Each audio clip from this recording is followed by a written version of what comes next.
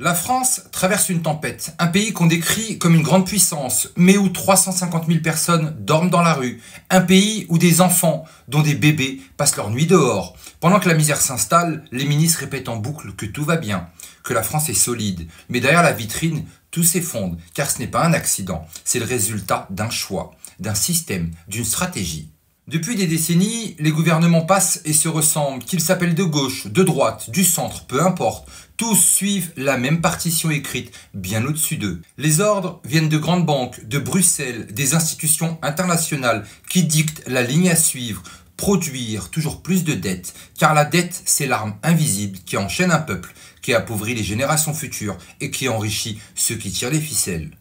La vérité est là, les partis politiques ne sont que des acteurs sur une scène, le scénario, lui, est déjà écrit, et quand l'illusion démocratique menace de s'effondrer, on change le décor, on repeint les murs, mais la maison reste la même, celle des banques. Emmanuel Macron n'est pas une erreur de parcours, c'est un produit pur du système, ancien banquier d'affaires, formé pour servir l'argent avant le peuple. Sa mission, organiser le chaos, creuser la dette, fragiliser la souveraineté française au profit d'une Europe technocratique.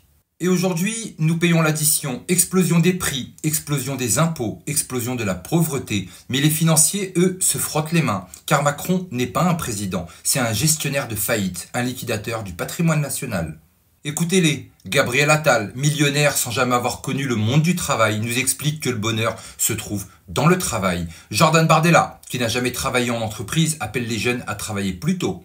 Mais comment expliquer à des millions de Français condamnés au contrat précaire, au salaire de misère, que la solution serait de travailler davantage? C'est une insulte. Eux s'enrichissent sans jamais salir les mains et osent donner des leçons à ceux qui peinent à nourrir leurs propres enfants.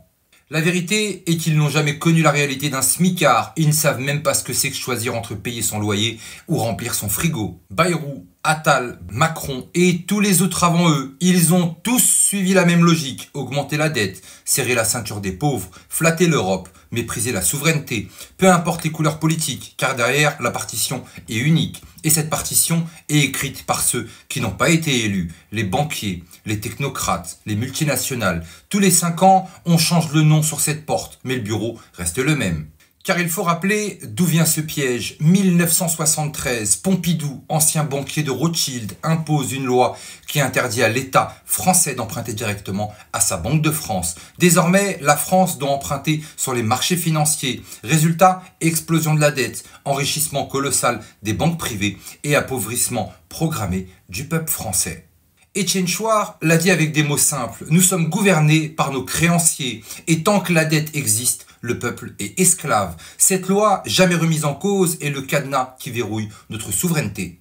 Depuis ce jour, la République n'est qu'une illusion démocratique soumise à l'empire des banques. Le 8 septembre, un vote de confiance que Bayrou lui-même n'attend pas de gagner. Le 10 septembre, un appel à bloquer le pays. La rue gronde, les réseaux sociaux s'enflamment, les syndicats se réveillent. Mais derrière ce chaos, une question, est-ce vraiment spontané ? Ou bien Macron lui-même a-t-il placé pour amener la France à ce point de rupture? Car ce chaos n'est pas une faiblesse, c'est une méthode. Un pays désuni est un pays plus facile à soumettre. Et Macron, banquier devenu président, sait mieux que quiconque que le désordre est rentable. Il ose parler de courage budgétaire.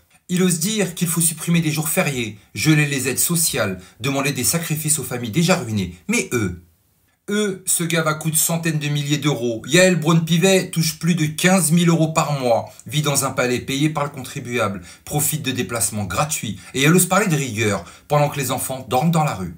Leur morale est une arme, leur discours une gifle permanente à ceux qui peinent à survivre. Pourtant, il y a une chose qu'ils redoutent, le réveil populaire. Quand le peuple descend dans la rue, quand il s'apprête à faire le 10 septembre, tout change. Ils paniquent, ils changent de stratégie, ils inventent des ingérences étrangères, des faux comptes russes, des boucs émissaires pour détourner l'attention. Mais la vérité est que la colère vient d'ici, de France, d'un peuple qui n'en peut plus d'être trahi. Leur plus grande peur, c'est que la rue comprenne qu'elle a plus de pouvoir qu'un hémicycle.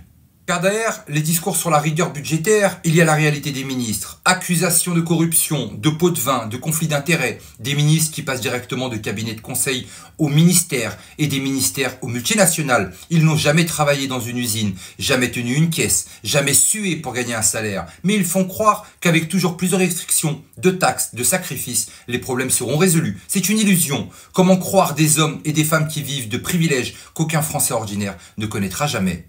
Mais au milieu de cette mascarade, il y a une autre réalité, celle des résistants, des citoyens qui refusent de se soumettre, ceux qui se battent non pas pour un siège, non pas pour un privilège, mais pour la France. Étienne Chouard le disait, ce n'est pas aux hommes de pouvoir d'écrire les règles du pouvoir. Ces résistants, invisibles pour les médias, insultés par les élites, sont les véritables héros, car ils ne se battent pas pour eux-mêmes, mais pour que la France retrouve sa souveraineté, parce qu'ils aiment cette France, son peuple, sa liberté. Le 8 septembre, Bayrou tombera-t-il? Le 10 septembre, la rue bloquera-t-elle le pays? Et après, dissolution, démission, chaos ou renaissance? Car une chose est sûre, ce système n'a plus rien à offrir. Tous les partis, toutes les élites, tous les gouvernements ont obéi au même maître, les banques, l'Europe, la dette. Et tant que ce système restera intact, il n'y aura ni souveraineté, ni prospérité, ni liberté. Mais si le peuple décide de se lever, alors tout peut basculer. Et peut-être que ce 10 septembre ne sera pas seulement une grève, peut-être que ce sera le premier jour d'une nouvelle histoire. Mais surtout n'oubliez pas, on n'est clairement pas au bout de nos surprises.